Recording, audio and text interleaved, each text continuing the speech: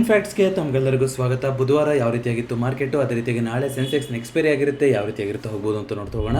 I think ಈ ಭಾನುವಾರ ಅಕ್ಷಯ ತೃತೀಯ ಬರ್ತಾ ಇದೆ. ಸೊ ಗೋಲ್ಡ್ ಬೆಲೆಗಳೆಲ್ಲ ಒಂದು ಸ್ವಲ್ಪ ಇವಾಗ ಅಬ್ಸರ್ವ್ ಮಾಡಬೇಕು. ಯಾಕೆಂದರೆ ಇಂಡಿಯನ್ ಮಾರ್ಕೆಟಲ್ಲಿ ಸಾಮಾನ್ಯವಾಗಿ ಜನ ಯಾವಾಗಿದ್ರೂ ಬೈ ಮಾಡೇ ಮಾಡ್ತಾರೆ. ಅಕ್ಷಯ ತೃತೀಯ ಶುಭ ದಿನ ಅಂತ ಹೇಳ್ಬಿಟ್ಟು ಅವಾಗಲೂ ಕೂಡ ಬೈ ಮಾಡ್ತಾರೆ. ಹಾಗಾಗಿ ಸಹಜವಾಗಿ ಡಿಮ್ಯಾಂಡ್ ಜಾಸ್ತಿ ಇರುತ್ತೆ. ಬಟ್ ಗ್ಲೋಬಲ್ ಸೆಂಟಿಮೆಂಟು ಕೂಡ ಇವಾಗ ತುಂಬ ಪ್ಲೇ ಆಗ್ತಾ ಇದೆ. ಅದೆಲ್ಲದನ್ನು ನೋಡಬೇಕು. ಮಾರ್ಕೆಟ್ ಇವತ್ತು ತುಂಬ ಪಾಸಿಟಿವ್ ಆಗಿ ಇತ್ತು, ಪಾಸಿಟಿವ್ ಆಗಿ ಕ್ಲೋಸಿಂಗ್ ಆಗಿದೆ. ಯಾಕೆಂದರೆ ನಿಮ್ಗೆ ಗೊತ್ತಿದೆ, ಏಪ್ರಿಲ್ 21ನೇ ತಾರೀಕು ಇವ್ರು ಕೊಟ್ಟಿರೋ ಸೀಸ್ ಫೈರ್ ಅಫಿಷಿಯಲಿ 2 ವಾರದ ಸೀಸ್ ಫೈರು ಅದು ಅಫಿಷಿಯಲಿ ಮುಗಿಯೋದು 21ನೇ ತಾರೀಕು.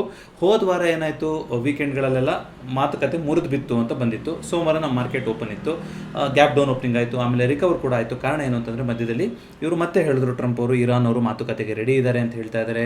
Badly they want A deal, ಹಾಗೆ ಹಿಂಗೆ ಅಂತೆಲ್ಲ ಹೇಳಿದರು. ಈಗ ಲೇಟೆಸ್ಟ್ ಅಪ್ಡೇಟ್ ಏನು ಬರ್ತಾ ಇದೆ ಅಂತಂದರೆ, ನಾಳೆ ಮೋಸ್ಟ್ಲಿ ನಾಳೆ ಅಥವಾ ಈ ವೀಕಲ್ಲಿ ಮತ್ತೆ ಭೇಟಿ ಆಗ್ತಾರೆ ಇರಾನ್ ಅಫಿಷಿಯಲ್ಸು ಮತ್ತು ಅಮೆರಿಕದ ಅಫಿಷಿಯಲ್ಸು ಮಾತುಕತೆಗೆ ಅಂತ ಹೇಳ್ತಾ ಇದ್ದಾರೆ. ಇದು ಒಂದೇ ಸಲ ಎಲ್ಲ ನೋಡಿ ಆಗುವಂಥ ಮಾತುಕತೆ ಎಲ್ಲ, ಇದನ್ನ ದೀರ್ಘವಾಗಿ ಮಾತಾಡಬೇಕು ಹಾಗೆ ಹೀಗೆ ಅಂತ ಎರಡೂ ಕಡೆಯಿಂದ ಹೇಳ್ಕೊತಾ ಇದ್ದಾರೆ. ನೋಡೋಣ. ಇಸ್ರೇಲ್ ಮಾತ್ರ ನಾನು ಯಾವುದಕ್ಕೂ ನಿಲ್ಲಿಸಲ್ಲ ಅಂತ ಅವ್ರು ಲೆಬನಾನ್ ಮೇಲೆ ಆ ಅಟ್ಯಾಕ್ನ ಕಂಟಿನ್ಯೂ ಮಾಡ್ಕೊಂಡೇ ಹೋಗಿದ್ದಾರೆ. ಇದ್ರ ಮಧ್ಯೆ ಚೈನಾದು ಒಂದು ಶಿಪ್ಪನ್ನು ಬ್ಲಾಕ್ ಮಾಡಿ ಇವರು ಬ್ಲಾಕೇಡ್ ಅಂತ ಅದು ವಾಪಸ್ ಯೂ ಟರ್ನ್ ಹೊಡೆದು ಅಷ್ಟೊತ್ತಿಗೆ ಚೈನಾ ಕಡೆಯಿಂದ ನೋಡಿ ನಮ್ಮದು ಇರಾನ್ ಮಧ್ಯದಲ್ಲಿ ನೀವು ಬಂದರೆ ಸರಿ ಇರೋದಿಲ್ಲ ಅಂತ ವಾರ್ನಿಂಗ್ ಕೊಟ್ಟು ಆ ಶಿಪ್ಪು ವಾಪಸ್ ಬಿಟ್ಕೊಟ್ಟು ಅದನ್ನ ಚೈನಾಗೆ ಹೋಗಿ ತಲುಪಿದೆ ಅಂತ ಹೇಳಿದ್ದಾರೆ. ನೋಡಿ ಆ ಥರ ಚೈನಾದವರು ನಮ್ಮ ಮಧ್ಯೆ ನೀವು ಬರಕ್ಕೆ ಹೋಗ್ಬೇಡಿ ಅಂತ US ಗೆ ವಾರ್ ಮಾಡಿದ್ದು ಕೂಡ ಬಂದಿತ್ತು. ಸೊ ಇಷ್ಟೆಲ್ಲ ಬೆಳವಣಿಗೆಗಳು ಆಗ್ತಾ ಇದೆ. ಖಂಡಿತವಾಗ್ಲೂ ಯಾವ ಕ್ಷಣದಲ್ಲಿ ಏನು ಬೇಕಾದರೂ ಆಗ್ತಾ ಹೋಗ್ಬೋದು. ಮಾತುಕತೆ ಸೆಕೆಂಡ್ ಟೈಮಲ್ಲೇ ಫುಲ್ ಸಕ್ಸಸ್ಫುಲ್ ಆಗುತ್ತಾ ಇಲ್ಲ. ಸೊ ಸುಮಾರು ನ್ಯೂಸ್ಗಳಲ್ಲಿ ಸುಮಾರು ಥರದ್ದು ಬರ್ತಾ ಇದೆ. ಒಂದು ಮೂಲದ ಪ್ರಕಾರ ಯುರೇನಿಯಂ ಏನು ಎಕ್ಸ್ಟ್ರಾಕ್ಷನ್ ಇದೆ, ನ್ಯೂಕ್ಲಿಯರ್ ಪವರ್ ಆಗಬೇಕು ಅಂದರೆ ಅದು ಬೇಕೇ ಬೇಕು, ಅದನ್ನ ನೀವು ಪರ್ಮನೆಂಟಾಗಿ ನಿಲ್ಲಿಸಬೇಕು, ನೀವು ಮಾಡೋಂಗೇ ಇಲ್ಲ ಅಂತ US ಹೇಳಿತ್ತಂತೆ. ಅಂದರೆ ಆದರೆ ಇರಾನು ನಮ್ಮ ಸೆಕ್ಯೂರಿಟಿ ನಮ್ಮ ಹಕ್ಕದು, ನಾವು ಅದನ್ನು ಆ ಥರ ಕಂಟಿನ್ಯೂಟ್ ಆಗಿ ಬಿಟ್ಕೊಡೋಕ್ಕಾಗಲ್ಲ, ನೆಕ್ಸ್ಟ್ 5 years ನಾವು ಬೇಕಾದರೆ ಅದನ್ನ ಸ್ಲೋ ಫೇಸಲ್ಲಿ ತೊಗೊಂಡು ಹೋಗ್ತೀವಿ ಅಂತ ಹೇಳಿದ್ರಂತೆ. ಸೊ ಈ ಥರ ಬರ್ತಾ ಇದೆ, ಆಚೆ ಬಂದಿರುವಂಥ ಸುದ್ದಿಗಳು ಆ ಥರ ಇದೆ. ನೋಡೋಣಂತೆ ಏನಾಗ್ತಾ ಹೋಗುತ್ತೆ ಅಂತ. ಇವತ್ತು ಮಾರ್ಕೆಟಲ್ಲಿ IT ಸೆಕ್ಟರ್ ಚೆನ್ನಾಗಿ ಪರ್ಫಾರ್ಮ್ ಮಾಡ್ತು. ಅದೇ ರೀತಿಯಾಗಿ ಇಂಡಿಗೋ ಏರ್ಲೈನ್ಸ್ ಅಂತ ಕಾಣಿಸುತ್ತೆ. ಇವತ್ತು 4.76% ಅಪ್ ಬಂದಿದೆ ನೋಡಿ ಇವತ್ತು. ಅದು ಇವತ್ತಿನ ಟಾಪ್ ಗೇನರ್ ಆಗಿದೆ. ಸೊ 4% ಮೇಲೆ ಸುಮಾರು ಸ್ಟಾಕ್ಗಳು ಬಂದಿದೆ ಇವತ್ತು. ಇಂಡಿಗೋದಲ್ಲಿ 4.76%, ಪವರ್ ಗ್ರಿಡ್ಡಲ್ಲಿ 4%, ಹಾಗೆಯೇ ಝೊಮ್ಯಾಟೋದಲ್ಲಿ 4.42%, ಮತ್ತು ಮ್ಯಾಕ್ಸ್ ಹೆಲ್ತ್ ಕೇರಲ್ಲಿ 4.03%. ಸೊ 4% ಮೇಲೇ 4 ಸ್ಟಾಕ್ಗಳಿದೆ ನಿಫ್ಟಿ 50ನಲ್ಲಿ ಅಂತ ನೋಡೋದಾದ್ರೆ. IT ಸ್ಟಾಕ್ಸ್ಗಳೆಲ್ಲ ವಾಪಸ್ ಪಾಸಿಟಿವ್ ಆಗಿ ಬಂದಿದೆ. TCS ನಿಮ್ಗೆ ಗೊತ್ತಿದೆ, ಒಂದಿಷ್ಟು ಇಶ್ಯೂ ನಡೀತಾ ಇತ್ತಲ್ಲಿ, ರೀಜನಲ್ ಧರ್ಮಾಧಾರಿತವಾಗಿ ಒಂದಿಷ್ಟು ಫೋರ್ಸ್ಫುಲಿ ಒಂದಿಷ್ಟು ನಡೀತಾ ಇದೆ ಅಂತ ನೋಡಿ. ಕಾರ್ಪೊರೇಟಲ್ಲಿ ಈ ಥರದ್ದು ಆಗುವಂಥದ್ದು ತುಂಬ ಕಡಿಮೆ ಆಯಿತು ಅಂದರೆ ಅದು ಯಾವುದೇ ಕಾರ್ಪೊರೇಟ್ ಆಗಲಿ ಅದನ್ನು ತುಂಬ ಸೀರಿಯಸ್ ಆಗಿ ತಗೊತಾರೆ. ಸೊ ಅದೇ ರೀತಿ ಆಗಿದೆ. ಈಗ ಸಸ್ಪೆಂಡ್ ಮಾಡಿದ್ದಾರೆ ಅಂತೆಲ್ಲ ಆಗಿತ್ತು. ಆ ಕಾರಣದಿಂದಾಗಿ TCSಗೂ ಕೂಡ ಅದು ಪಾಸಿಟಿವ್ ಆಗಿ ಪರಿಣಮಿಸಿರ್ಬೋದು. ರಿಸಲ್ಟ್ಸು ಆನ್ ಪೇಪರ್ ಒಳ್ಳೆ ರಿಸಲ್ಟ್ಸೇ ಕೊಟ್ಟಿತ್ತು TCS. ಆದರೆ ಏನು ಒಂದು ಗ್ರೋತ್ ಹೇಳ್ತಾ ಇದ್ದಾರೆ, ಇದು ಇಂಥ ದೊಡ್ಡ ಕಂಪನಿ, ಅತಿ ದೊಡ್ಡ IT ಕಂಪನಿ ಇಂಡಿಯಾದಲ್ಲಲ್ವಾ, ಇಂಡಿಯಾದಲ್ಲಿರೋ IT ಕಂಪ್ನಿನಲ್ಲಿ, ಸರ್ವಿಸಸ್ ಕಂಪ್ನೀಸಲ್ಲಿ. ಸೊ ಅವ್ರದಿಂದ ಇನ್ನೂ ಎಕ್ಸ್ಪೆಕ್ಟ್ ಮಾಡಿದ್ವಿ ಅಂತ ಮಾರ್ಕೆಟ್ ಅಷ್ಟು ಪಾಸಿಟಿವ್ ರಿಯಾಕ್ಷನ್ ಕೊಟ್ಟಿರಲಿಲ್ಲ. ಅದಾದ್ಮೇಲೆ ಈ ಥರದ್ದೆಲ್ಲ ಬಂದಿತ್ತು, ಅದರಿಂದ ಕೂಡ ನೆಗೆಟಿವ್ ಆಗಿತ್ತು. ಈಗ ವಾಪಸ್ ಅವ್ರದ್ದೆಲ್ಲ ನಾವು ಝೀರೋ ಒಂದು ಟಾಲರೇಷನ್, ನಾವು ಯಾವುದನ್ನು ಕೂಡ ಇದು ಇಂಥದ್ದನ್ನು ನಾವು ಸಹಿಸೋದೇ ಇಲ್ಲ ಕಾರ್ಪೊರೇಟಲ್ಲಿ ಅಂತ 7 ಜನ 8 ಜನ ಏನು ಇನ್ವಾಲ್ವ್ ಆಗಿದ್ರು ಅವ್ರನ್ನೆಲ್ಲರೂ ಕೂಡ ಕೆಲಸದಿಂದ ತೆಗೆದಿದ್ದಾರೆ ಅಂತ ಬಂದಿದೆ. ಸೊ ವಾಪಸ್ ಪಾಸಿಟಿವ್ಗೆ ಬಂದಿದೆ TCS. ಸೊ ಭಾರತಿ ಏರ್ಟೆಲಲ್ಲಿ 0.81%, ಅದೇ ರೀತಿಯಾಗಿ ಡಾಕ್ಟರ್ ರೆಡ್ಡಿಸಲ್ಲಿ ಇವತ್ತು 1.46% ಕರೆಕ್ಷನ್ ಬಂದಿರೋದ್ರ ಮೂಲಕ ಅದು ಇವತ್ತಿನ ಟಾಪ್ ಲೂಸರ್ ಆಗಿದೆ. ಅದೇ ರೀತಿಯಾಗಿ ನಿಫ್ಟಿ ನೆಕ್ಸ್ಟ್ 50 ನೋಡೋದಾದ್ರೂ ಇಲ್ಲೂ ಕೂಡ ಸಿ ಆಫ್ ಗ್ರೀನ್ ದೊಡ್ಡ ಒಂದು ಹಸಿರಿನ ಅಲೆನೇ ಬಂದಿದೆ. 3% ಮೇಲೆ ಸುಮಾರು ಸ್ಟಾಕ್ಗಳು 3% ಮೇಲೆ ಬಂದಿದೆ ಇವತ್ತು. ಆದರೆ HDFC AMC ಗ್ರೂಪ್ ಮತ್ತು ಲೋಧಾ ಗ್ರೂಪಲ್ಲಿ 4.85%. ಈ ರಿಯಲ್ ಎಸ್ಟೇಟ್ ಗ್ರೂಪ್ಗಳೆಲ್ಲ ಇವತ್ತು ನೋಡ್ತಾ ಇದ್ದೆ, ಈ ಕೆಲವೊಂದು ಶೇರ್ಡ್ ಆಫೀಸ್ ವರ್ಕ್ ಸ್ಪೇಸ್ ಅಂತ ಮಾಡಿರ್ತಾರೆ. ಈ ವಿ ವರ್ಕ್ ಅಂತೆಲ್ಲ ಇತ್ತು, ಅದೆಲ್ಲ ಮುಚ್ಚೆ ಹೋಯ್ತು ಬಿಡಿ. ಬಟ್ ಬಿ ಹೈವ್ ಅಂತ ನೋಡಿರ್ತೀರ ಬೆಂಗಳೂರಿಗೆ ಬಂದಾಗ, ಅಥವಾ ನೀವು ಆಫೀಸ್ ಸ್ಪೇಸ್ ಅಂತ ಒಂದಿರುತ್ತೆ. ಇವರೆಲ್ಲ ಆಲ್ಮೋಸ್ಟ್ 52 ವೀಕ್ ಹೈಯಿಂದ ಒಂದು 50-60% ಕೆಳಗಡೆನೇ ಇದ್ದಾರೆ. ಆದರೆ ಬರೀ ಏಪ್ರಿಲ್ 1 ತಿಂಗಳಲ್ಲೇ 30-40% ರಿಟರ್ನ್ಸ್ನ ಕೊಟ್ಟಿದೆ. ಅಂದರೆ ಅಷ್ಟು ಮೇಲ್ಗಡೆ ಹೋಗಿದೆ ಅಂತ ಡೇಟಾ ಬರ್ತಾ ಇತ್ತು. ಸೊ ನೋಡೋಣ, ಆಫೀಸ್ಗಳೆಲ್ಲ ಕಂಪ್ನಿಗಳು ವಾಪಸ್ ಕರೀತಾ ಇರೋದ್ರಿಂದ, ಈಗ AI ಮತ್ತೊಂದು ಆಗಿರೋದ್ರಿಂದ ಸ್ವಲ್ಪ ಸ್ಟ್ರಿಕ್ಟ್ ಮಾಡ್ತಾ ಹೋಗ್ತಾರೆ.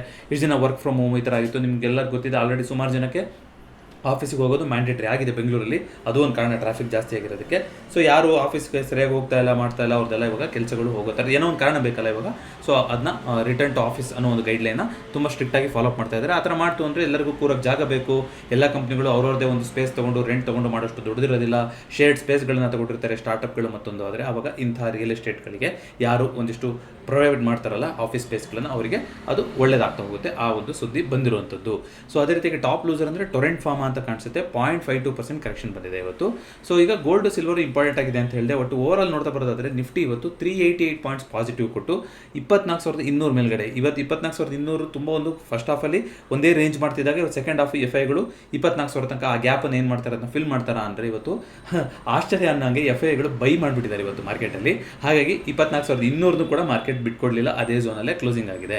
ಅದೇ ರೀತಿಯಾಗಿ ಬ್ಯಾಂಕ್ ನಿಫ್ಟಿ ಕೂಡ ಇವತ್ತು 696 ಪಾಯಿಂಟ್ಗಳು. ನಿಫ್ಟಿ ಕಂಪೇರ್ ಮಾಡಿದ್ರೆ ಅಂತ ಒಂದು ದೊಡ್ಡ ಗ್ರೋತ್ ಏನು ಕೊಟ್ಟಿಲ್ಲ. ಸೆನ್ಸೆಕ್ಸ್ ಕೂಡ 1,263 ಪಾಯಿಂಟ್ಗಳ ಮೇಲ್ಗಡೆ ಬಂದು 78,000 ಮೇಲ್ಗಡೆ ಹೋಗಿದೆ. ವಿಕ್ಸು ಹಗ್ಗ ಜಗ್ಗಾಟ ಆಡ್ತಾ ಇತ್ತು, 20ಕ್ಕೆ ಹೋಗಿತ್ತು, ಮತ್ತೆ ಕಮ್ಮಿ ಆಯಿತು. ಇವಾಗ 9% ಹತ್ತತ್ರ ಕಮ್ಮಿ ಆಗಿ 18ರಲ್ಲಿ ಬಂದು ಕ್ಲೋಸಿಂಗ್ ಆಗಿದೆ. ವಿಕ್ಸ್ ಕೆಳಗಡೆ ಹೋಗಿರೋದು, ಮಾರ್ಕೆಟ್ 24,200 ಮೇಲ್ಗಡೆ ಕ್ಲೋಸಿಂಗ್ ಕೊಟ್ಟಿರೋದು ಖಂಡಿತವಾಗ್ಲೂ ಪಾಸಿಟಿವ್ ಸಿಗ್ನಲ್ಲೇ. ಆದರೆ ಎಲ್ಲದೂ ಪಾಸಿಟಿವ್ ಆಗಿ ಉಳಿಯುತ್ತಾ. ನಾಳೆ ಮಾತುಕತೆ ಅಂತ ಹೇಳ್ತಾ ಇದ್ದಾರೆ 21ನೇ ತಾರೀಕಿಗೆ. ಇದು ಇದೇನು 2 ವಾರದ ಅಫಿಷಿಯಲ್ ಸೀಸ್ಫೈರ್ ಮುಗಿತಾ ಬರ್ತಾ ಇದೆ. ಎಲ್ಲ ಒಂಥರ ಅಲ್ಲೇ ನಡೀತಾ ಇದೆ. ಏನು ಬಟ್ ಕ್ರೂಡ್ 100ಕ್ಕಿಂತ ಕೆಳಗಡೆ ಬಂದಿರೋದು ಖಂಡಿತವಾಗ್ಲೂ ಸ್ವಾಗತಾರ್ಹ ಬೆಳವಣಿಗೆನೆ. ಇವರು ಮಾತುಕತೆ ಮುಗಿಸ್ತಾರೆ, ಇದರಲ್ಲೆಲ್ಲ ಒಂದು ಇತ್ಯರ್ಥ ಆಗುತ್ತೆ ಅಂತಲೇ ಎಕ್ಸ್ಪೆಕ್ಟ್ ಮಾಡ್ತಾ ಇದ್ದಾರೆ. ಆದರೆ ತುಂಬ ಕೆಳಗಡೆನೂ ಬಂದಿಲ್ಲ. 90 ಯಾವಾಗ ಬರುತ್ತೆ? ಔಟ್ಕಮ್ ಬೆನ್ಮೇಲೆ ಬರುತ್ತೆ. ಔಟ್ಕಮ್ ಏನಾದರೂ ಆಯಿತು, ಇನ್ನು ಮುಂದೆ ನೀವೆಲ್ಲ ಹೇಳೋದಕ್ಕೆ ಒಪ್ಕೊಂಡ್ವಿ, ಇನ್ನೇನು ಅಟ್ಯಾಕ್ ಆಗೋದಿಲ್ಲ ಅಂತ ನಿಂತೆ ಹೋಯಿತು ಅಂದರೆ ಕ್ರೂಡಲ್ಲಿ ದೊಡ್ಡ ಫಾಲ್ ಆಗುತ್ತೆ. ಆಗ ಮಾರ್ಕೆಟು ರಿಕವರಿ ಕೊಡ್ತಾ ಹೋಗ್ಬೋದು. 24,500 25,000 ಯಾವ ಕಡೆಗೂ ಆ ಕಡೆ. ಅಪ್ಪಿತಪ್ಪಿ $100 ಮೇಲ್ಗಡೆ ಮತ್ತೆ ಕ್ರೂಡ್ ಹೋಯ್ತು ಅಂತಂದರೆ ತಿರ್ಗಾ 24,000 ಖಂಡಿತವಾಗ್ಲೂ ನಿಫ್ಟಿ ಬಿಟ್ಕೊಡ್ಬೇಕಾಗುತ್ತೆ. ಹಾಗಾಗಿ ಹಿಂದೆ ಎಲ್ಲ ನಾವೇನು ಗೋಲ್ಡ್ ಸಿಲ್ವರ್ನ ಕೋರಿಲೇಷನ್ ಆಗಿ ನೋಡ್ತಾ ಇದ್ವಿ ಮಾರ್ಕೆಟ್ ಜೊತೆಗೆ, ಅದನ್ನ ಇವಾಗ ಕ್ರೂಡ್ ಜೊತೆ ನೋಡುವಂಥ ಸಮಯ ಬಂದಿದೆ. ಅದೇ ರೀತಿಯಾಗಿ ಮಾರ್ಕೆಟ್ ಮೇಲೆ ಹೋದರೆ ಗೋಲ್ಡ್ ಸಿಲ್ವರ್ ಕೂಡ ಮೇಲೆ ಹೋಗ್ತಾ ಹೋಗುತ್ತೆ. ಮಾರ್ಕೆಟ್ ಕೆಳಗೆ ಬಂತು ಅಂದರೆ ಗೋಲ್ಡ್ ಸಿಲ್ವರ್ ಕೂಡ ಕೆಳಗಡೆ ಬರ್ತಾ ಹೋಗುತ್ತೆ. ಸಿಲ್ವರು ಸ್ವಲ್ಪ ಸ್ಟೇಬಲ್ ಆಗಿ ಬಿಹೇವ್ ಮಾಡ್ತಾ ಇದೆ. ನೆನ್ನೆ ಮೊನ್ನೆಯಿಂದ ಸ್ವಲ್ಪ ಪಾಸಿಟಿವ್ ಆಗಿದೆ ಅಂತ ಹೇಳ್ತಾ ಹೋಗ್ಬೋದು. 5-6% ಜಾಸ್ತಿ ಆಗಿತ್ತು ಲಾಸ್ಟ್ ವೀಕಿಂದ ನೀವು ನೋಡ್ತಾ ಬರೋದಾದ್ರೆ. ಈಗ 79 ಆಸ್ಪಾಸಲ್ಲಿ ಫ್ಲಾಟಲ್ಲಿ ನಡೀತಾ ಇದೆ. ಗೋಲ್ಡ್ ಇವತ್ತು 4,800 ಬಿಟ್ಕೊಟ್ಟಿತ್ತು, ಮತ್ತೆ ಈಗ 4,800 ಹೋಗ್ತಾ ಇದೆ. ನೋಡೋಣ, ಗೋಲ್ಡ್ ಒಂದು ಇಂಟ್ರೆಸ್ಟಿಂಗ್ ಪ್ಯಾಟರ್ನ್ ಕೂಡ ಮಾಡ್ತಾ ಇದೆ ಚಾರ್ಟ್ಸಲ್ಲಿ. ಸೊ ಸದ್ಯಕ್ಕೆ ಇಂಡಿಯನ್ ರೇಟಲ್ಲಿ 1,54,000 ನಡೀತಾ ಇದೆ. ಅದೇ ರೀತಿ ನ್ಯಾಚುರಲ್ ಗ್ಯಾಸ್ ಕೂಡ ಸ್ವಲ್ಪ ಸದ್ಯಕ್ಕೆ ಪಾಸಿಟಿವ್ ಆಗಿ ಇತ್ತು. ಕಾಪರ್ ಪಾಸಿಟಿವ್ ಆಗಿದೆ. ಅಲ್ಯೂಮಿನಿಯಂ ಅಲ್ಲಿ ಒಂದು ರ್ಯಾಲಿ ಕೊಟ್ಟಿದೆ. ಸೊ ಮೆಟಲ್ಸ್ ಎಲ್ಲದೂ ಕೂಡ ಪಾಸಿಟಿವ್ ಆಗಿ ಇತ್ತು, ಮೋಸ್ಟ್ ಆಫ್ ದ ಮೆಟಲ್ಸ್ ಅಂತ ನೋಡೋದಾದ್ರೆ. ನೋಡೋಣ ಎಲ್ಲಿ ತನಕ ಹೋಗುತ್ತೆ ಅಂತ. ಬಿಟ್ಕಾಯಿನ್ ಇವಾಗ ಎಲ್ಲಿಗೆ ಬಂದಿದೆ? 74,000, ಆಲ್ಮೋಸ್ಟ್ 74,000 75,000 ಅಲ್ಲಿ 75,000 ಕೂಡ ಟಚ್ ಮಾಡಿತ್ತು, ಅಲ್ಲಿ ನಡೀತಾ ಇದೆ. ಸದ್ಯಕ್ಕೆ ಎಲ್ಲ ಹಸಿರಾಗಿ ಪಾಸಿಟಿವ್ ಆಗಿ ಕಾಣಿಸ್ತಾ ಇದೆ. ಹೀಗೆ ಇರುತ್ತಾ ಅನ್ನೋದನ್ನ ಮಾರ್ಕೆಟು ಔಟ್ಕಮ್ ಏನು ಬರುತ್ತೆ, ಇವರಿಬ್ಬರು ಮಾತುಕತೆ ಏನು ಮಾಡ್ತಾರೆ ಅನ್ನೋದ್ರ ಮೇಲೆ ನಿರ್ಧಾರ ಮಾಡ್ತಾ ಹೋಗುತ್ತೆ. ನೋಡೋಣ ಅಂತ ಅದು ಏನಾಗ್ತಾ ಹೋಗುತ್ತೆ ಅಂತ. ಒಂದಿಷ್ಟು ಎನರ್ಜಿ ರಿಲೇಟೆಡ್ ಸ್ಟಾಕ್ಸ್ಗಳು ಕೂಡ ಒಳ್ಳೆ ಪಾಸಿಟಿವಿಟಿನ ಕೊಟ್ಟಿದೆ. ನೀವೆಲ್ಲ ಟ್ರ್ಯಾಕ್ ಮಾಡ್ತಾ ಇರ್ತೀರಾ. ಸೊ ಓವರ್ ಆಲ್ ನೋಡ್ಕೊಂಬರೋದಾದ್ರೆ ಸೆನ್ಸೆಕ್ಸ್ ಇಂದು ನಾಳೆ ಎಕ್ಸ್ಪೈರಿಗೆ 78,000 ಮ್ಯಾಕ್ಸ್ ಪೇನ್ ಇದೆ, ಅಲ್ಲೇ ಕ್ಲೋಸಿಂಗ್ ಆಗಿರುವಂಥದ್ದು. ಬಟ್ ನೋಡಿ, ಯಾರು ಅಂತ ದೊಡ್ಡ ಪೊಸಿಷನ್ ಉಳಿಸ್ಕೊಂಡು ಹೋಗಿಲ್ಲ. ಒಂದು 10 ಲಕ್ಷ 15 ಲಕ್ಷ ಪೊಸಿಷನ್ ಉಳಿಸ್ಕೊಂಡಿದ್ದಾರೆ. ಸೊ 77,000 ಕೆಳಗಡೆ ಒಂದು 15 ಲಕ್ಷ ಮೇಲ್ಗಡೆ ಅಂದರೆ ಈ ಕಡೆ ಇದೆ. ರೆಸಿಸ್ಟೆನ್ಸ್ ಅಂದರೆ 78,500 ಈಗಲೂ ಕೂಡ ರೆಸಿಸ್ಟೆನ್ಸ್ ಜೋರಾಗಿದೆ. ಸೊ ಸದ್ಯಕ್ಕೂ 78,500 ಒಂದು ರೆಸಿಸ್ಟೆನ್ಸೇ ಬಿಲ್ಡ್ ಆಗಿರೋ ಥರ ಇದೆ. ನಾಳೆ 77,500 78,500 ಈ ಝೋನಲ್ಲಿ ಮುಗಿಸ್ತಾರ, ಏನು ಕತೆ ಅನ್ನೋದನ್ನು ನೋಡೋಣ. ಅಗೇನ್ OI ಅನ್ನೋದು ಡೈನಾಮಿಕ್ ಡೇಟ್ ಆಗಿರುತ್ತೆ, ಕ್ಷಣಕ್ಕೂ ಚೇಂಜಸ್ ಆಗ್ತಾ ಇರುತ್ತೆ. ಮಾರ್ಕೆಟ್ ಅವರ್ಸಲ್ಲಿ ನೀವು ಅದನ್ನ ಟ್ರ್ಯಾಕ್ ಮಾಡುವಂಥದ್ದು ವೆರಿ ವೆರಿ ಇಂಪಾರ್ಟೆಂಟ್. ಹಾಗೆಯೇ ಸೆನ್ಸೆಕ್ಸ್ ಆಯಿತು. ನಿಫ್ಟಿದು ನೋಡ್ಕೊಂಬರೋದಾದ್ರೆ 21ನೇ ತಾರೀಕು ಏಪ್ರಿಲು ನಿಫ್ಟಿ ಎಕ್ಸ್ಪೈರಿ ಇದೆ, ವಿಚ್ ಇಸ್ ನೆಕ್ಸ್ಟ್ ಮಂಗಳವಾರ. ಈ ತಿಂಗಳು ಇನ್ಯಾವುದು ರಜಾ ಇಲ್ಲ. ಸೊ ನೆಕ್ಸ್ಟ್ ಮಂಗಳವಾರನೇ ನಿಫ್ಟಿ ಎಕ್ಸ್ಪೈರಿ. ಸೊ 24,200 ನಡೀತಾ ಇದೆ ಮ್ಯಾಕ್ಸ್ ಪೆನ್. ಸದ್ಯಕ್ಕೆ 24,000 ನೋಡಿ, 24,200 ಈಕ್ವಲ್ ಆಗಿದೆ. ಇವತ್ತು ಅದೇ ರೀತಿಯಾಗಿ ಅಲ್ಲೇ ಕ್ಲೋಸಿಂಗ್ ಆಗಿದೆ. ಇದು ನೋಡೋಣ, ಇದನ್ನ ಇದೇ ರೀತಿ ಇಟ್ಕೊಂತಾರೆ, ಯಾರು ಬಿಟ್ಕೊಡ್ತಾರೆ ಅಂತ. ಯಾಕಂದರೆ ಇಂಟ್ರೆಸ್ಟಿಂಗ್ ಏನಿಸ್ತಿದೆ ಅಂದರೆ ನನಗೆ ಇಲ್ಲಿ 24,000 ದೊಡ್ಡದಾಗಿ ಯಾರು ಪೊಸಿಷನ್ನ ಬಿಲ್ಡ್ ಮಾಡೇ ಇಲ್ಲ. 24,200 ಫೈಟ್ ಮಾಡ್ತಾ ಇದ್ದಾರೆ. ಅದು ಹೆಂಗೆ ಅನ್ನೋದು ಆಶ್ಚರ್ಯ ಆಗ್ತಾ ಇದೆ. ಅದೇ ರೀತಿ ರೆಸಿಸ್ಟೆನ್ಸ್ ನೋಡೋದಾದ್ರೆ 24,000 ರೆಸಿಸ್ಟೆನ್ಸ್ ಇದ್ದೇ ಇದೆ. ಸೊ ನೋಡೋಣ, ಇಂಟ್ರೆಸ್ಟಿಂಗ್ ಆಗಿದೆ. ಎಲ್ಲರೂ ಕೂಡ ಇವ್ರದ್ದೇನಾಗಲಿ ಮಾತುಕತೆ ಆಗಲಿ ಅನ್ನೋದಕ್ಕೋಸ್ಕರ ಜಾಸ್ತಿ ದೊಡ್ಡ ಪೊಸಿಷನ್ನ ಬಿಲ್ಡ್ ಮಾಡಿಲ್ವಾ ಗೊತ್ತಿಲ್ಲ. ಸೊ FIDA ಡೇಟಾ ನೋಡೋದಾದ್ರೆ ನೋಡಿ, ಕ್ಲೈಂಟ್ ಈಗಲೂ ಕೂಡ ಸೂಪರ್ ಬುಲಿಶ್. ಇದು ಒಂದು ಕಾರಣ ನಾನು ಜಾಸ್ತಿ ಬುಲಿಶ್ ಆಗೋದು ಬೇಡ ಅಂತ ನಿಮ್ಗೆ ಹೇಳ್ತಾ ಇರೋಂಥದ್ದು. ಯಾಕಂದರೆ ಕ್ಲೈಂಟ್ ಬಿಟ್ಕೊಡ್ತಾನೆ ಇಲ್ಲ. ಕ್ಲೈಂಟ್ ಏನಾದರೂ ಸ್ವಲ್ಪ ನೆಗೆಟಿವ್ ಆಗಿತ್ತು ಅಂತಂದರೆ ಓಕೆ, ಪ್ರೋ FIಗಳು ಬೇರೆ ಯೋಚನೆ ಮಾಡ್ತಾರೇನೋ ಅನ್ಕೋಬೋದಿತ್ತು. ಬಟ್ ಕ್ಲೈಂಟ್ಗಳು ಸೂಪರ್ ಬುಲಿಶ್ ಆಗಿದ್ದಾರೆ. ಪ್ರೋಗಳು ಇನ್ನೂ ಇಂಡಿಸೈಸಿವ್, FIಗಳು ಕೂಡ ಇಂಡೆಕ್ಸ್ ಫ್ಯೂಚರ್ಸಲ್ಲಿ ಇಂಡಿಸೈಸಿವ್. ಸೊ ಕಾದು ನೋಡ್ತಾ ಇದ್ದಾರೆ, ಪೊಸಿಷನ್ನ ಬಿಲ್ಡ್ ಮಾಡ್ತಾರೆ, ಯಾವಾಗ ಬೀಳಿಸ್ತಾರೆ ಅನ್ನೋದು ಗೊತ್ತಿಲ್ಲ. ಕ್ಲೈಂಟ್ ಇದೇ ಥರ ಇತ್ತು ಅಂತಂದರೆ ಡೇಟಾನೇ ಹೇಳ್ಬಿಡುತ್ತೆ, ಸೆನ್ಸಿಬಲೇ ಹೇಳ್ಬಿಡುತ್ತೆ, ನೀವು ವಾಪಸ್ಸೇ ಇರಬೇಕು, ಉಲ್ಟಾ ಕಡೆನೇ ಯೋಚನೆ ಇರಬೇಕು ಅಂತ. ನೋಡೋಣ ಅದೇನಾಗುತ್ತೆ ಅಂತ. ಕ್ಲೈಂಟ್ ಈ ಸಲ ಏನಾದ್ರು ಚಮತ್ಕಾರ ಮಾಡ್ತಾರೆ, ನೋಡೋಣ. ಅದೇ ರೀತಿಗೆ FIಗಳು ಇವತ್ತು 666 ಕೋಟಿ ಬೈ ಮಾಡಿದ್ದಾರೆ. DIಗಳು 569 ಕೋಟಿ. ವೆರಿ ಮೈನರ್ ನಂಬರ್ಸ್, ಅದಕ್ಕೆ ನಿಮ್ಗೆ ಗೊತ್ತಾಗ್ತಾ ಇದೆ. ಒಂದೇ ರೇಂಜಲ್ಲಿ, ವೆರಿ ಸ್ಮಾಲ್ ರೇಂಜಲ್ಲಿ ಇವತ್ತು ಮಾರ್ಕೆಟು ಕ್ಲೋಸಿಂಗ್ನ ಕೊಟ್ಟಿದೆ. ಸೊ ಕ್ವಾರ್ಟರ್ ರಿಸಲ್ಟ್ಸ್ ಅಂತ ನೋಡಿದ್ರೆ ಒಂದಿಷ್ಟು ಬೆಸ್ಟ್ ಪರ್ಫಾರ್ಮರ್, ವರ್ಸ್ಟ್ ಪರ್ಫಾರ್ಮರ್ಸ್ ಇದೆ. HDB ಫೈನಾನ್ಷಿಯಲ್ ಸರ್ವಿಸಸ್ದು ಸೂಪರ್ ಆಗಿರುವಂಥ ರಿಸಲ್ಟ್ಸ್ ಬಂದಿದೆ ಅಂತ ಬಂದಿತ್ತು. 40% ನೆಟ್ ಪ್ರಾಫಿಟ್ ಜಾಸ್ತಿ ಆಗಿದೆ ಅಂತ ಬಂದಿತ್ತು. ಅದು ಇವಾಗ ಸದ್ಯಕ್ಕೆ ಬಂದಿರುವಂಥ ಲೇಟೆಸ್ಟ್ ರಿಸಲ್ಟ್ಸ್ಗಳಲ್ಲಿ ಸೂಪರ್ ರಿಸಲ್ಟ್ಸ್ ಅಂದರೆ ಅದನ್ನೇ ಕೊಟ್ಟಿರುವಂಥದ್ದು. ಸುಮಾರು ಬೇರೆ ಒಂದಿಷ್ಟು ಕಂಪ್ನಿಗಳಿದೆ, ಎಲ್ಲದನ್ನು ಟ್ರ್ಯಾಕ್ ಮಾಡೋದಿಲ್ಲ. ನೀವು ಯಾವುದೋ ಟ್ರ್ಯಾಕ್ ಮಾಡ್ತಾ ಇದ್ದಾರೆ ಅಂದರೆ ನೀವು ನೋಡ್ಕೊತ ಹೋಗ್ಬೋದು. ಅದೇ ರೀತಿಯಾಗಿ ಇತ್ತೀಚೆಗೆ ಬಂದಿದ್ದಂಥರಲ್ಲಿ HDB ಫೈನಾನ್ಷಿಯಲ್ ಇಲ್ಲದೆ ICICI AMC ಇದು ಕೂಡ ಒಳ್ಳೆ ರಿಸಲ್ಟ್ಸ್ ಬಂದಿದೆ. ಬಟ್ ಇವತ್ತು ಮಾರ್ಕೆಟಲ್ಲಿ ಫಾಲ್ ಆಗಿದೆ. ಅದು ಅದೇ ರೀತಿಯಾಗಿ TCS ಆನ್ ಪೇಪರ್ ಒಳ್ಳೆ ರಿಸಲ್ಟ್ಸ್ ಬಂದಿತ್ತು, ಅದೆಲ್ಲ ಆಲ್ರೆಡಿ ಬಂದಿರುವಂಥದ್ದು. ಸೊ ನೆಕ್ಸ್ಟ್ ಇವಾಗ ಇರೋದು ಅಂತ ನೋಡೋದಾದ್ರೆ ಇವತ್ತು ICICI ಲೋಂಬಾರ್ಡ್ದು ಇತ್ತು, HDFC ಫೈನಾನ್ಷಿಯಲ್ ಸರ್ವಿಸ್ದು ಇವತ್ತು ಬಂದಿದೆ. ಅದೇ ರೀತಿಯಾಗಿ ನಾಳೆಗೆ ಅಂತ ನೋಡೋದಾದ್ರೆ ವಿಪ್ರೋ ರಿಸಲ್ಟ್ ಇದೆ ನಾಳೆ, ಕ್ರಿಸಲ್ದು, ಏಂಜಲ್ ಒಂದು, HDFC AMCದು, HDFC ಲೈಫು, ವಾರಿ ರಿನ್ಯೂವಬಲ್ ಎನರ್ಜಿ ಇವತ್ತು 7% ಮೇಲೋಗಿದೆ ಯಾವತ್ತು ರಿಸಲ್ಟ್ಸ್ಗಿಂತ ಮುಂಚೆ. HDFC AMC 4% ಮೇಲೋಗಿದೆ, ಏಂಜಲ್ ಒಂದು 6% ಮೇಲೋಗಿದೆ. ಎಲ್ಲ ರಿಸಲ್ಟ್ಗಿಂತ ಮುಂಚೆ ಸೂಪರ್ ಆಗಿ ಮೇಲ್ಗಡೆ ಹೋಗಿದೆ, ಇನ್ಕ್ಲೂಡಿಂಗ್ ವಿಪ್ರೋ. ನೋಡೋಣ ನಾಳೆ ರಿಸಲ್ಟ್ ದಿನ ಏನು ಮಾಡ್ತಾರೆ ಅನ್ನೋದು ನೋಡೋಣ. ಅದೇ ರೀತಿಯಾಗಿ ಜಿಯೋ ಫೈನಾನ್ಷಿಯಲ್ ಸರ್ವಿಸಸ್ಸು, ಹ್ಯಾತ್ವೇ, ಸುಮಾರು ಕಂಪ್ನಿಗಳದ್ದು ಈ ವಾರ ರಿಸಲ್ಟ್ಸ್ಗಳು ಬರೋದಿದೆ. ನೋಡೋಣಂತೆ. ಬ್ಯಾಂಕ್ಗಳದ್ದು ಕೂಡ ಇದೆ, HDFC bank, ICICI bank, yes bank ಎಲ್ಲದರೂ ಕೂಡ ಈ ವಾರ ರಿಸಲ್ಟು ಮಾತಾಡ್ಕೊಂಡಿದ್ವಿ ಹಿಂದೆ ಕೂಡ. So very interesting week results ಅಂತ ನೋಡ್ತಾ ಬರೋದಾದರೆ ಸುಮಾರು ದೊಡ್ಡ ದೊಡ್ಡ ಕಂಪ್ನಿಗಳದ್ದು ರಿಸಲ್ಟ್ಸ್ ಬರೋದಿದೆ. ಸದ್ಯಕ್ಕೆ ಕೊಟ್ಟಿರುವಂಥ ಕಂಪ್ನಿಗಳಲ್ಲಿ 13 ಕಂಪ್ನಿಗಳು ಪಾಸಿಟಿವ್ ಗ್ರೋತ್ನ ಕೊಟ್ಟರೆ 15 ಕಂಪ್ನಿಗಳು ನೆಗೆಟಿವ್ ಗ್ರೋತ್ ಕೊಟ್ಟಿದೆ. ಗ್ರೋತ್ ಹಂಗೆ ನೆನಪಾಯಿತು, FIಗಳು ಕಂಟಿನ್ಯೂಸ್ ಆಗಿ ಸೆಲ್ ಮಾಡ್ತಾನೆ ಇದ್ದಾರೆ. ಇವಾಗ 15 ವರ್ಷದಲ್ಲಿ ಅತ್ಯಂತ ಕಡಿಮೆ ಹೋಲ್ಡಿಂಗ್ನ ಇಂಡಿಯಾದಲ್ಲಿ ಇಟ್ಕೊಂಡಿದ್ದಾರೆ ಅಂತ ಒಂದು ಡೇಟಾ ಬಂದಿತ್ತಲ್ವಾ. ಇದಕ್ಕೆ ಕಾರಣ ಅಂತ ಹುಡುಕೋದಾದರೆ ಅವರು ಇಂಡಿಯನ್ ಮಾರ್ಕೆಟ್ನ ಇನ್ನೂ ಕೂಡ ಪ್ರೀಮಿಯಂ ಮಾರ್ಕೆಟ್ ಅಂತ ಕನ್ಸಿಡರ್ ಮಾಡ್ತಾ ಇದ್ದಾರೆ. ಎಷ್ಟು ಪ್ರೀಮಿಯಮು ಬೇರೆ ಮಾರ್ಕೆಟ್ಗೆ ಕಂಪೇರ್ ಮಾಡಿದ್ರೆ 50% ಪ್ರೀಮಿಯಂ ಇದೆ ಈ ಗ್ರೋತು ಅಂತ ಹೇಳ್ತಾ ಇದ್ದಾರಂತೆ. ಯಾಕೆಂದರೆ ಇಲ್ಲಿ ಸುಮಾರು ವರ್ಷಗಳಿಂದ 10ರಿಂದ 15% ಗ್ರೋತ್ ಅನ್ನೋದು ಒಂದು ಸ್ಟಕ್ ಆಗಿಬಿಟ್ಟಿದೆ ಇಂಡಿಯನ್ ಕಂಪ್ನಿಗಳು ಗ್ರೋತು. ಅದನ್ನು ಮೀರಿ ಯಾರೂ ಕೂಡ ಗ್ರೋತ್ನ ಕೊಡ್ತಾ ಇಲ್ಲ. ಅದೇ ನೀವು ಕೊರಿಯಾಗೆ ಹೋಗಿ ನೋಡಿ, ಸೌತ್ ಕೊರಿಯಾಗೆ, ಅದೇ ರೀತಿಯಾಗಿ ನೀವು ತೈವಾನ್ಗೆ ಹೋಗಿ ನೋಡಿ, ಅಲ್ಲಿ ಇನ್ನೂ ಚೆನ್ನಾಗಿ ರಿಸಲ್ಟ್ ಬರ್ತಾ ಇದೆ ಅನ್ನೋ ಕಾರಣದಿಂದಾಗಿ ಅಲ್ಲಿ FIಗಳು ಆಸಕ್ತಿ ಅಲ್ಲಿ ಜಾಸ್ತಿ ಇದೆ. ಆ ಎಮರ್ಜಿಂಗ್ ಮಾರ್ಕೆಟಿಗೆ ಜಾಸ್ತಿ ಬೆಲೆನ ಕೊಡ್ತಾ ಇದ್ದಾರೆ ಅಂತ ಹೇಳ್ತಾ ಇದ್ದಾರೆ. ಸೊ ಎಮರ್ಜಿಂಗ್ ಮಾರ್ಕೆಟ್ ದೃಷ್ಟಿಕೋನದಲ್ಲಿ ನೋಡೋದಾದರೆ ನಾವು ಬೇರೆಯವ್ರಿಗೆ ಕಂಪೇರ್ ಮಾಡಿದ್ರೆ 5% ಹಿಂದೆ ಇದ್ದೀವಿ.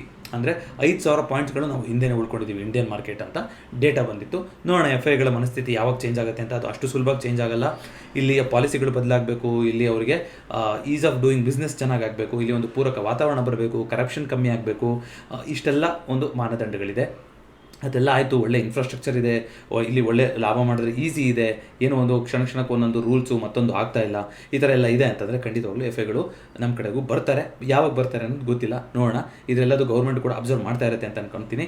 ಸೊ ಅದ್ರ ಬಗ್ಗೆ ಒಂದಿಷ್ಟು ಹೆಜ್ಜೆಗಳನ್ನು ಬೋತ್ ಸ್ಟೇಟ್ ಗೌರ್ಮೆಂಟ್ಸ್ ಆಗಿರ್ಬೋದು, ಸೆಂಟ್ರಲ್ ಗೌರ್ಮೆಂಟ್ಸ್ ಆಗಿರ್ಬೋದು ಒಂದಿಷ್ಟು ಬಿಸ್ನೆಸ್ ಫ್ರೆಂಡ್ಲಿ ವಾತಾವರಣನ ತರಿಸ್ತು ಅಂತಂದರೆ FI ಫ್ಲೋ ವಾಪಸ್ ಇಂಡಿಯಾಗೆ ಬರ್ತಾ ಹೋಗುತ್ತೆ. ಇದಿಷ್ಟು ಇವತ್ತಿನ ಫಿನ್ ಫ್ಯಾಕ್ಟ್ಸ್ ಆಗಿತ್ತು. ಈ ವಿಡಿಯೋ ಇಷ್ಟ ಆಗಿದೆ ದಯವಿಟ್ಟು ವಿಡಿಯೋನ ಲೈಕ್ ಮಾಡಿ ಹಾಗೂ ಚಾನಲ್ಗೆ ಸಬ್ಸ್ಕ್ರೈಬ್ ಮಾಡಿ.